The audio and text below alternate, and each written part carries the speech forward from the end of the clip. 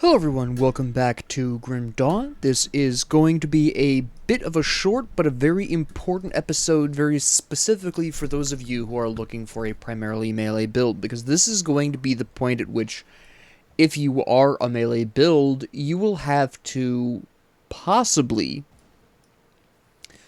make a very interesting temporary change, or alternatively, this will be one of the very few times in this game, at least in the early game, that you will need to grind for equipment. The reason why is because the boss of this particular location is, in fact, very powerful in melee combat. I'll actually go on ahead and engage him in melee combat for a second or two just so you can see.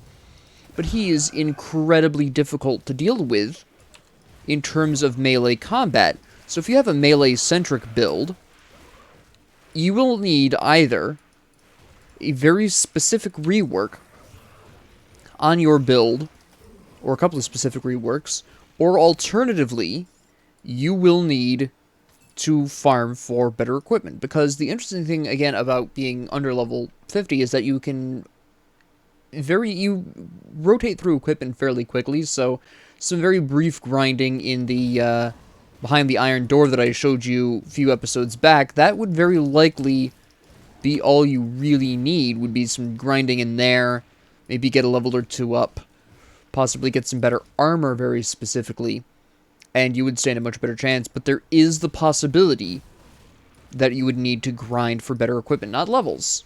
Although you'll probably accidentally get levels while you're going through and trying to get better equipment, but mostly it's going to be you looking for better equipment to combat this particular boss. Again, this is more specifically for melee. It doesn't really come up that much for more ranged builds, I guess I should say.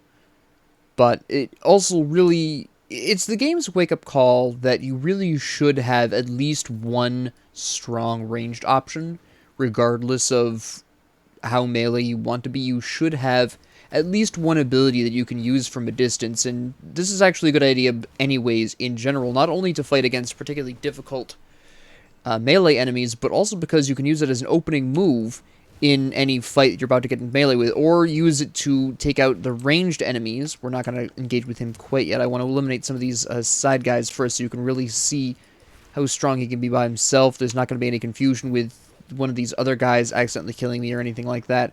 But I want you to understand that this guy... We'll let him shockwave first. This guy slaps. See, that was a regular attack. He has an actual stronger version. And I barely survived that. A melee character could... A more dedicated build for a melee character could absolutely, very likely survive 2 such hits. That wind-up hit right there, no one's surviving that. Not at this point in the game. Not unless you're grossly overleveled. So... this is the guy who's going to either force you to pick up a decent ranged option, or he's going to force you to farm for better equipment, better armor very specifically, so that you can actually survive a couple of blows, maybe adjust your build to be a bit more defensive. This is the guy that's going to really force you to... Okay, he's immune to that. He's the guy who's going to force you to make some kind of change in favor of some defense. You can't go full attack. Even as a ranged person you can't, but often if you have a ranged build or a ranged focused build, pardon me, if you have a ranged focused build, you can get away with less armor for a longer period of time. I've been kind of playing a hybrid. I've been using some melee, I've been using some ranged, I've been kind of keeping it balanced overall. So there is that. I could have put more points into Falling Star, absolutely, and that's why it's taking me a little bit longer to kill him, besides his incredible HP regeneration rate. But that's okay. We have... This isn't hardcore or anything. We have the time. From a distance, he's fairly easy to dodge, as you can see, which is really the important difference here. But that is why this particular boss stands out, is he is a really significant wake-up call for very specifically melee characters. Melee builds, I should be more properly saying. Because this guy is tough to take out at melee range. I will talk, after I kill him, I will talk about some options I could have had if I wanted to go with a dedicated melee build, what I could have done for this. As, you know, sort of a conversation piece here. Obviously, Falling Star is an option. I can actually talk about some of my options now. If I were to go with a dedicated melee build, and I was going up against this guy this early, I would have made sure I had Maven's Sphere of Protection maxed, because that's going to give me damage absorption, which just knocks off a percentage of incoming damage, which is obviously really nice when you're being hit this hard, because a percentage of that is going to block off more. It's at this point, though, where even if you think you're doing good at the beginning, notice he's sped up here. That little red aura around him actually indicates that he has increased in all of his speeds, which generally tends to be where things get really ugly. I have actually, with very specifically the soldier class, been able to make it this far in a mano-a-mano, but once he gets that buff, we have to completely switch tactics. Force Wave generally becomes very good at that point. But again, even in a melee-centric build, having one ranged option is still something really good for you, because you have that ability to get rid of the ranged enemies that can cause problems in your life. For example, say you're rooted by a skeletal gargantuan and you want to get rid of all of the death crossbowmen that are hanging around in the background just plugging away at you while you're rooted by the skeletal gargantuan. Well, cool. You can just bust out a, say you're a soldier, you can bust out Force Wave, as an example. Say you're a melee-centric arcanist, you could go with exactly what I'm using here, Falling Star, or you could go with Panetti's Replicating Missile as another option. You have all kinds of little options you can absolutely pick up here, regardless of your combination. But this is specifically why he's here. He's kind of to force melee people to not just completely ignore ranged options either, and kind of get you used to the idea that maybe hyper-focusing on melee or range isn't necessarily the move. Although this is specifically obviously targeting melee people. We'll talk about bosses that are tougher to deal with at range later. But for now, we're just going to go on ahead and blast our way to the next rift.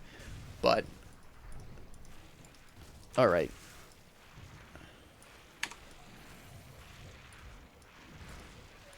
What? Oh, my mouse is over there, that's why. Oh, you're a flesh corpse fiend.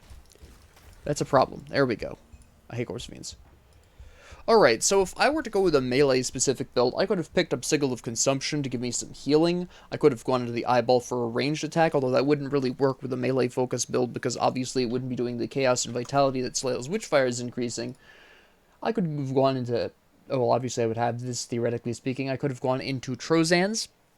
Like I said earlier, that would have worked. Panetti's, although I find Panetti's less effective for melee characters, because often you don't really need the group-wide destruction, but you do have that is sort of how that boss is intended for, in my opinion, just based on his design and how many times I've run through him with both ranged and melee characters. He's really tough to deal with at melee, but he's really easy, as you can see, with ranged strategies.